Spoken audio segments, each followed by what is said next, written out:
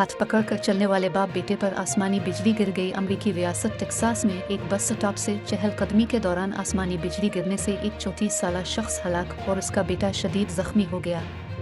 Matthew bogus अपने दो बेटों ग्रेसन और एलिया के साथ अपने ड्राइव वे पर चल रहे थे जब आसमान से बिजली गिरी। खानदान के अफराद की तरफ से गोफंडमी पर चलाई गई मुहिम के मुताबिक जब आसमानी बिजली गिरी, इस वक्त मैथ्यू बोगस अपने 6 साला ग्रेसन का हाथ पकड़कर चल रहे थे। वाकया पेश आने के बाद पुलिस मौके पर पहुंची तो बाप और बेटा बेसुध थे।